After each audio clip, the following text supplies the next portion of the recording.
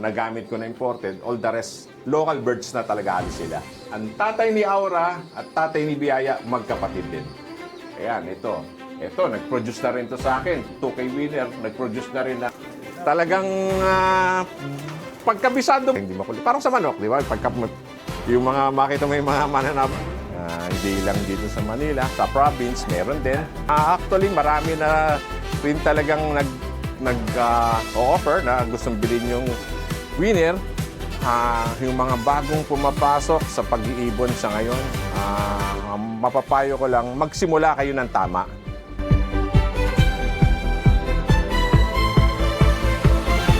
Sir, most of the time po, may mga buyer ba tayo from other sulok ng Pilipinas? Actually, marami. Hindi lang dito sa Manila, sa province, meron din. From north to south, meron lahat eh.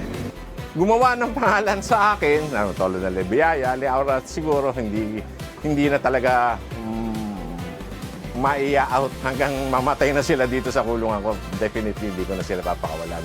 Pero may mga buyer tayo, mga kapatid, full sib, anak, bumibili sa akin, which is maganda naman ang performance, na nanalo rin sa kanila. Kaya okay rin sa kanila. Alam din naman nila na pagka yung mga winner na talaga, lalo na yung mga tumatak yung pangalan, hindi ko talaga i-out talaga yun. Sir, pansin ko lang, may mga kalapati ka rin dito sa taas. Pwede niyo po ba masabi sa amin kung para saan po ba sila? Ayan yung mga tinuturuan namin ngayon ng mga pang-north namin, which is marunong na to eh. Actually, nagre-ranging na yung mga yan eh. Naturuan na ni Jobert to. Yan, pinapakawala na lang namin yan. Ganito. Usually, nagpapakawala kami, lalo na yung mga bagong inakay. Start ng pakawala namin, mga 11 o'clock, tanghali. Para hindi lumayo. Ayaw muna namin silang lumayo. Masanay muna sila ng dito-dito lang umiikot. Then talagang matibay na sila. That's the time tsaka namin unti-unting i-adjust yung pagpapakawala namin na gradual na pakawala na hanggang dumating na maagang-maaga na mga 7 o'clock, 7:30. Pero ngayon talaga, tanghaling tapat. Hindi lalayo ibon eh. Hindi mamamasyal eh. Pipitik ng konti, babalik. Which is yun ang importante. Matuto muna sila ng orientation. Oo. Ayan, yan yung mga, ayan, turo na namin halos lahat yan, naturuan na yan. Kaya, kumbaga, medyo sanay na yung mga yan. Ayan, makita mo, may mga off-color na ako ngayon.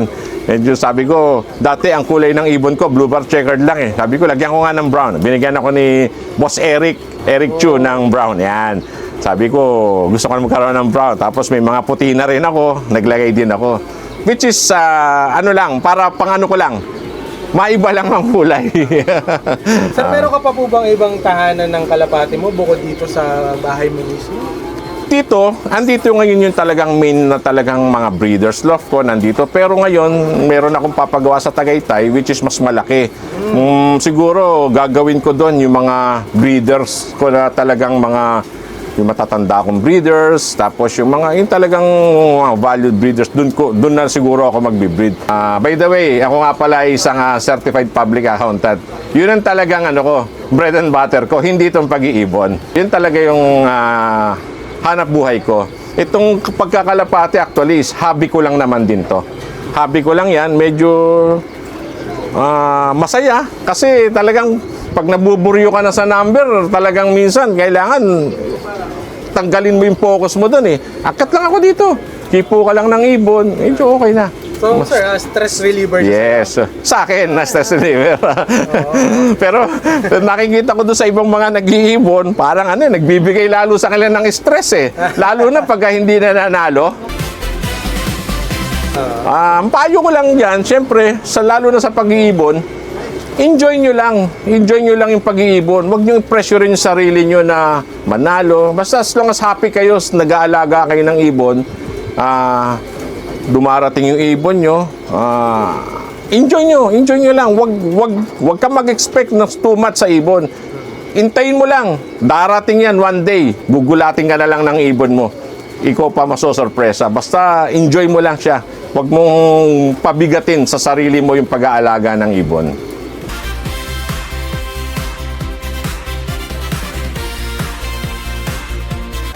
Sir, sobrang nabisi na kayo sa dami ng kalapati nyo. Ano na po ba nasasabi ng asawa nyo? Supportive ba sila or what? Yes naman, ang family ko lahat mula sa anak ko hanggang sa asawa ko, very supportive sila sa pag-iibon ko. Alam naman nila, yan lang ang hobby ko. Wala akong ibang hobby. Hindi ako umiinom, hindi ako nagsusugal. Talagang yan lang din talaga. Kaya kumbaga, napaka-supportive nila sa akin pagdating sa pag-iibon. Especially, alam nila, pagka magkakarera, alam nila yan, di na nila ako makagilap. Dahil ako mismo yung nagtotos ng ibon eh. Ako mismo yung nagtitraining eh.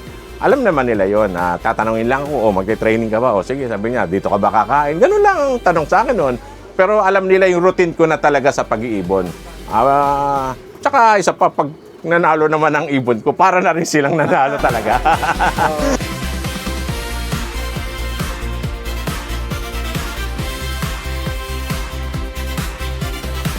Sir, grabe. Ang daming trophy. Saan si Sir?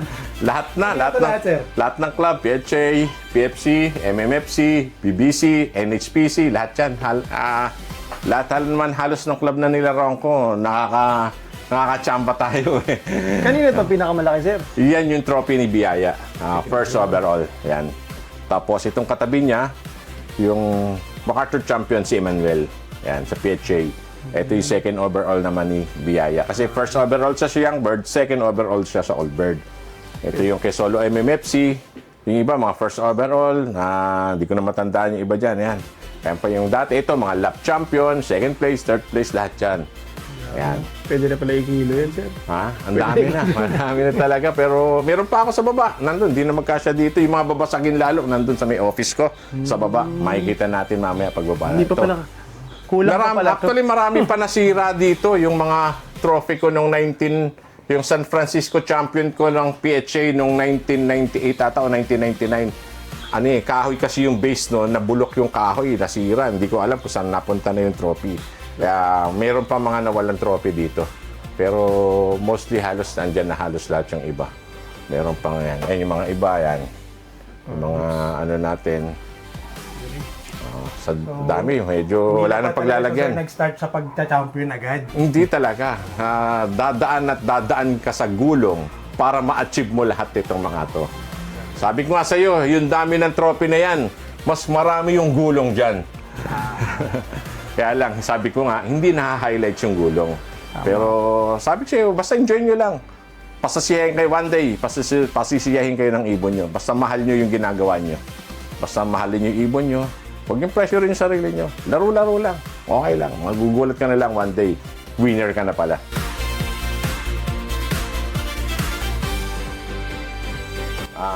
Dito tayo. Pasok tayo sa office ko. Tara. Makita nyo, dyan pa ibang trophy ko. Yung ibang trophy ng PHA. Kasi babasagin, baka malaglag dun eh. Pero pa, ito yung opisina ko, yung maliit kong opisina. Saan katutak ang papeles. Yun yung mga clients ko. Yan yung tinapos namin nung nakaraan ITR. Yan lahat yung ginawa ko. Oo nga, filean nga pala. Filing nung April 15, bago mag-April 15. Yan. Lahat yan. Ayan, Jose Rizalino Garcia. Yan yung pangalan ko. Saldi lang palayaw ko, pero Jose Rizalino R. Garcia ako. Certified yan, sir. Certified yan. Ito talaga yung bread and butter ko. Dito ako nagsimula lahat. Father ko pa. Minana ko na lang sa father ko yung mga client na yan. Kaya so far, hindi na ako tumatanggap ng client eh. Yung anak ko na lang eh. Pero yung ibang public accountant, stress na. Ikaw, nagdadagdag pa ng stress. Ganon, sir. Hindi ang ibon naman sa akin is hindi stress. Stress reliever sa akin. Ayun. Naman yung ibon. Yun ang kaya ako tumatagal sa business sa profession ko na to dahil din sa ibon. Kung wala ako sigurong pag-iibon, ayoko na ng ganitong profession. Medyo masyadong stressful talaga. Sobra. Kaya lang talagang matagal lang ako dahil buryo na ako dito. Akit ako sa taas. Hawak lang ng ibon. Okay na ako. Masaya na ako. Balik na ulit sa trabaho.